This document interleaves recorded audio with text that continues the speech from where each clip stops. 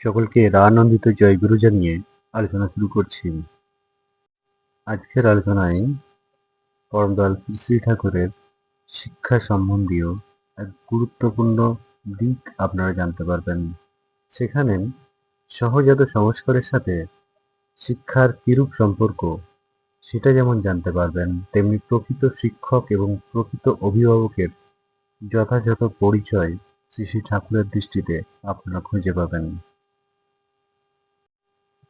একবার যখন সহজাত সংস্কার, বংশগতি এবং শিক্ষার সম্পর্ক সম্বন্ধে কথা হচ্ছিল, সে প্রসঙ্গে শ্রী ঠাকুর সেদিন জানিয়েছিলেন, বংশানুক্রমিক সংস্কারগুলি যাতে প্রসারিত হয় তেমন ভাব শিক্ষা দিতে হয়।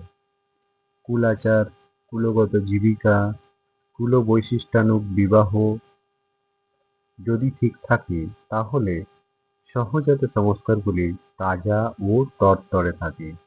তদুপরি উপযুক্ত শিক্ষার ভিতর দিয়ে ওগুলি যদি পরিপোষিত হয়, তাহলে মানুষ বেশ করিতকর্মা হয়ে উঠতে পারে। শিক্ষাটাও তাতে সার্থক ও আনন্দদায়ক হয়। ঝোঁক বুঝে শিক্ষা দিতে পারলে শিক্ষার আদান প্রদান ছাত্র ও শিক্ষক উভয়ের কাছেই উপভোগ্য হয়। যে যা হয়ে ওঠার জন্য জন্মেছে তাকে তাই করে তুলতে সাহায্য করাই শিক্ষার উদ্দেশ্য।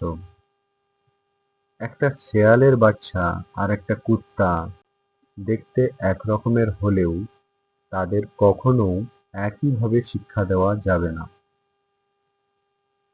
শিয়ালের বাচ্চাকে কুত্তা করা যাবে না, তাকে বরং ভালো শিয়াল করতে চেষ্টা করতে হবে। কুত্তার সম্বন্ধেও ওই একই কথা।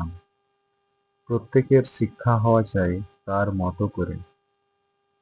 ব্যক্তি বৈশিষ্ট্য যে বুঝতে ও ফুটিয়ে তুলতে সাহায্য করতে পারে, সেই প্রকৃত অভিভাবক, সেই প্রকৃত শিক্ষক, সেই প্রকৃত লোকপরিচালক। আলোচনাটি এ পর্যন্তই ছিল। আলোচনাটি আপনাদের কেমন লাগলো অবশ্যই কমেন্ট বক্সে জানাবেন। আলোচনা প্রসঙ্গে একাদশ খণ্ড, পৃষ্ঠা 116। আপনারা সকলে ভালো থাকুন, সুস্থ থাকুন। সকলকে জানাই রানন্দিত জয়গুরু।